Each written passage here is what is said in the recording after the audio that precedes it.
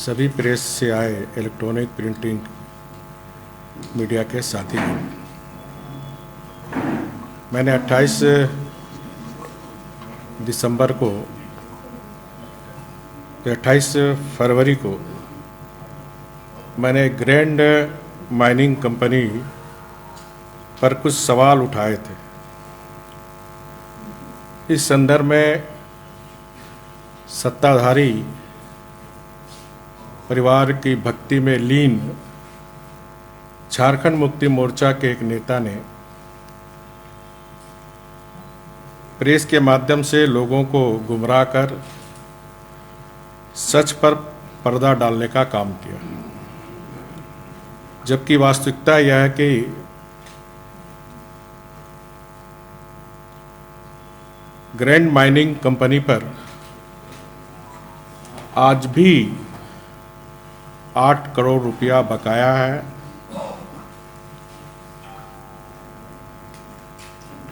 और एक एडीसी के अध्यक्षता में कमेटी बनाकर इस मामले को ठंडे बस्ते में डालने का काम कर अवैध माइनिंग आज भी पकुड़िया में पत्थर का हो रहा और बांग्लादेश भेजा जा रहा है। ये पूरी मैं जिम्मेदारी पूर्वक यह आरोप सरकार पर लगा रहा हूं। सरकार को स्पष्ट बताना चाहिए कि 8 करोड़ रुपये बकाया है कि नहीं, अवैध माइनिंग हो रहा कि नहीं।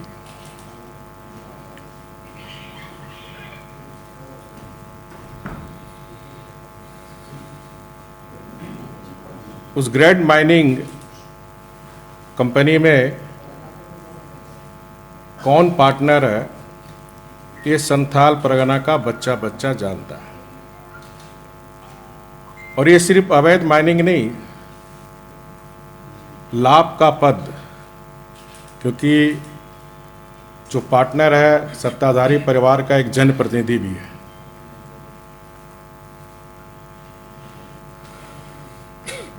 और उस सरकारी लीज में लाभ का पद बनता है। इसलिए अविलंब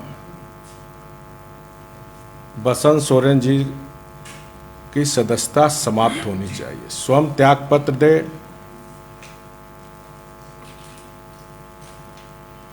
नैतिकता के आधार पर, क्योंकि लाभ का पद का मामला बनता है।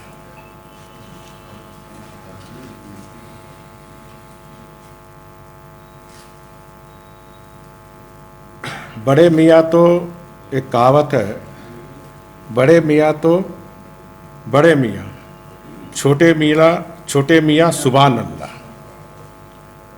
आज का संवाददाता सम्मेलन का मुद्दा बहुत गंभीर है। यह मामला अमानत में खयानत का है। माननीय मुख्यमंत्री हेमंत सोरेन जी ने अपने पद का दुरुपयोग करते हुए, मुख्यमंत्री रहते हुए अपने नाम पर पत्थर खदान की स्वीकृति लेने का काम किया है। उन्होंने रांची जिले के अनगरा मौजा थाना नंबर 26, खाता नंबर 187, प्लॉट नंबर 482 में अपने नाम से खनन पट्टा की स्वीकृति ली है। उपयुक्त खनन पट्टा की स्वीकृति के लिए श्री हेमंत सोरेन 2008 से ही प्रयासरत थे। उनके मुख्यमंत्री बनने के बाद पत्रांक 615/M दिनांक 16/6/2021 द्वारा पत्थर खनन पट्टा की स्वीकृति हेतु सैद्धांतिक सहमति के आशय का पत्र LOI विभाग ने जारी कर दिया। जिला खनन कार्यालय द्वारा पत्रांक 106 दिनांक 10/7/2021 को खनन योजना की स्वीकृति दी गई और उसके बाद श्री हेमंत सोरेन ने दिनांक 9/9/2021 को सिया को आवेदन भेजा गया। State level environment impact assessment authority Siya द्वारा दिनांक 18 सितंबर 2021 को संपन्न 90वें बैठक में पर्यावरण की स्वीकृति की अनुशंसा की गई है, जिसका कागज मेरे पास, दोनों का कागज मेरे पास है, जो आप सबको भी सुपुर्द की जाएगी। अब यह मामला मुख्यमंत्री जी द्वारा यह कार्य गृह मंत्रालय भारत सरकार द्वारा जारी मंत्रियों के लिए आचार संहिता का उल्लंघन है। साथ ही भ्रष्टाचार निवारण अधिनियम 1988 की धारा 13(1)D के तहत आपराधिक कृत है। केंद्र सरकार का यह कोड ऑफ कंडक्ट केंद्र सरकार के मंत्रियों और राज्य सरकार के मंत्रियों पर भी लागू होता है।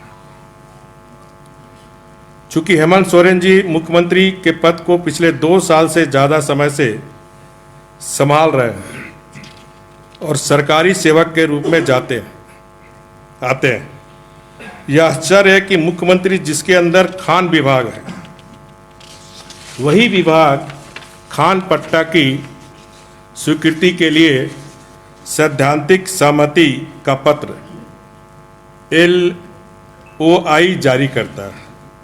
जिला कार्यालय उनकी खनन योजना को स्वीकृत करता है। उनके अंदर का एक विभाग पर्यावरण स्वीकृति की अनुशंसा भी देता है। यह भ्रष्ट आचरण का अकट्य प्रमाण है। यह अपने फायदे के लिए मुख्यमंत्री के पद का दुरुपयोग है, जो कि धारा 7A भ्रष्टाचार निरोधक कानून अंतर्गत दंडनीय अपराध है। श्री हेमंत सोरेन जी का उपयुक्त कृत धारा 169 IPC का स्पष्ट उल्लंघन है। सरकार ने जिस जमीन की माइनिंग लीज पर दी है, वह सरकारी संपत्ति है और मुख्यमंत्री एक सरकारी सेवक है। इस नाते उनका लीज लेना गैर कानूनी है। श्री हेमंत सोरेन जी ने लोक प्रतिनिधित्व अधिनियम की धारा 9 और संविधान के अनुच्छेद 191A का भी उल्लंघन किया है। चूंकि पत्थर की माइनिंग बिना लीज के कोई आदमी नहीं कर सकता, अतः हेमंत सोरेन की सरकार के द्वारा लीज देना सरकार का कार्य करना है। अतः धारा 9 के तहत श्री हेमंत सोरेन को डिस्क्वालीफाई करनी चाहिए। हेमंत सोरेन जी भारत सरकार के द्वारा जारी कोड ऑफ कंडक्ट के भी दोषी है। कोड ऑफ कंडक्ट के अनुसार कोई भी मंत्री मुख्यमंत्री किसी तरह का व्यापार नहीं कर सकता। फिर भी हेमंत सोरेन जी मुख्यमंत्री के पद पर रहते हुए सरकार चलाते हुए अपने नाम से व्यापार कर रहे हैं। हेमंत सोरेन जी द्वारा जनता के विश्वास एवं प्रजातांत्रिक व्यवस्था का घोर उल्लंघन किया है। जनता की भलाई करने की जगह श्री हेमंत सोरेन जी खुद की भलाई में लगी हुई। ऐसा करने में उन्हें कोई संकोच भी नहीं है। हम ये सब जानते हैं कि लोक राज से चलता है, लेकिन मुख्यमंत्री हेमंत सोरेन जी लोक लाज छोड़कर अपनी तिजोरी भरने में लगे हैं। लेकिन अब उनका कच्चा चिट्ठा सामने आ गया है, इसलिए यदि उनके पास थोड़ी भी नैतिकता शेष है तो अविलंब अपने पद से इस्तीफा देकर अपने दल के ही किसी दूसरे को मुख्यमंत्री बनाना चाहिए।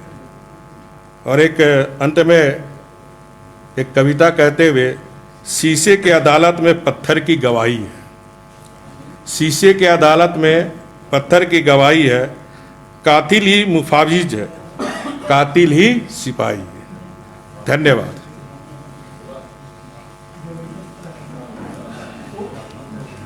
ऐसा कोई उदाहरण इसके पहले पूरे भारतवर्ष में कहीं है या नहीं? कोई मुख्यमंत्री ने ऐसा कोई किया है? नहीं, हमें लगता है कि देश का, जो मेरी जानकारी के अनुसार झारखंड ही पहला राज्य है जहां माननीय मुख्यमंत्री जी स्वयं व्यापार कर रहे हैं। ये देश का पहला राज्य, और इस देश में या इस राज्य में हम देखते हैं कि जब जब कांग्रेस झारखंड मुक्ति मोर्चा आरजेडी के सरकार बनती है, तब तब ये लोग झारखंड को कलंकित करने का काम करते हैं, झारखंड को शर्मसार करने का काम करते हैं। आप सबको याद दिलाऊं, 7-8 में 6-7 में भी इसी तरह कांग्रेस जेएमएम आरजेडी ने एक निर्दलीय को मुख्यमंत्री बनाकर किस तरह यहाँ के प्राकृतिक संसाधन को लूट करने का काम किया था, जिसके कारण स्वयं मुख्यमंत्री भी जेल में थे, अन्य मंत्री भी जेल में थे। वही पुनरावृत्ति इस झारखंड में ये वर्तमान सरकार गठबंधन की सरकार कर रही है। आपराधिक मामला भी है। एकदम आपराधिक मामला कोर्ट वगैरह भी है। नहीं। हम लोग इस संदर्भ में जो इस संवैधानिक संस्था के प्रमुख हैं, भारतीय जनता पार्टी का प्रतिनिधिमंडल जल्द ही महामहिम राज्यपाल से मिलकर इन सारी बातों को बताते हुए ये दोनों सत्ताधारी परिवार के जो दोनों भाई हैं, जो सत्ता में रहते हुए, क्योंकि संविधान कहता है जो भी सरकार होती है जनता के लिए, जनता के द्वारा बनी जाती है, लेकिन यहाँ जो सत्ता चल रही है, जिस कॉन्स्टिट्यूशन को, जिस राज्य को हम लोग ने मुख्यमंत्री को सौंपा कि राज्य की प्राकृतिक संसाधन यहाँ के राज्य के उद्योग कलेक्ट करने वाले, वो खुद ही व्यापार में लिप्त है।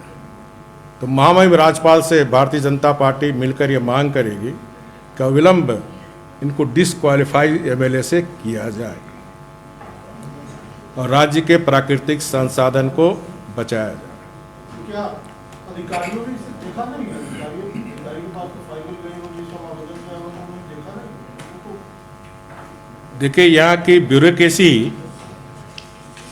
अगर मुख्यमंत्री अज्ञानी थे तो कम से कम यहाँ के जो ब्यूरोक्रेसी है उसकी जिम्मेदारी थी कि मुख्यमंत्री को बताना कि सर आप लोक सेवक हैं, आप इस राज्य के संरक्षक हैं, आप ये काम नहीं कर सकते। लेकिन यहाँ हमें लगता है कि यहाँ के जो प्रशासन है वो सरकार के तलवा चाट रहे हैं।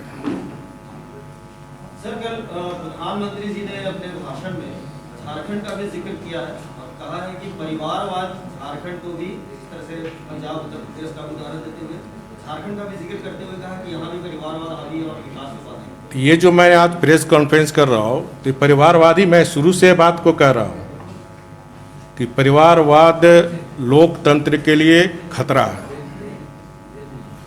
और ये परिवारवाद 26 महीने सरकार को होने जा रही है, जनता के सारे काम बंद है। सिर्फ परिवारवाद का तिजोरी कैसे भरे, अवैध पत्थर से, अवैध कोयला के व्यापार से, अवैध बालू के व्यापार से, ये जो प्राकृतिक संसाधन, जो जल जंगल जमीन हमारी अमानत है, उस अमानत को किस प्रकार ये परिवारवाद जो सत्ताधारी बैठे हुए हैं, जल जंगल जमीन की लूट हो रही है। जमीन के मामले में मैं दूसरे बार प्रेस कॉन्फ्रेंस करूंगा तो जमीन की भी किस तरह लूट हो रही है इस सरकार के संरक्षण में। ये आगे के प्रेस कॉन्फ्रेंस में ये बातें किस तरह सत्ता के संरक्षण में ये जो सरकारी जमीन है किस तरह बंटाधार हो रहा, और आप लोग लगातार इसको समाचार पत्र और मीडिया में दिखा भी रहे। तो अगला जब भी प्रेस कॉन्फ्रेंस होगी तो सिर्फ जमीन संबंधित ही रहेगी।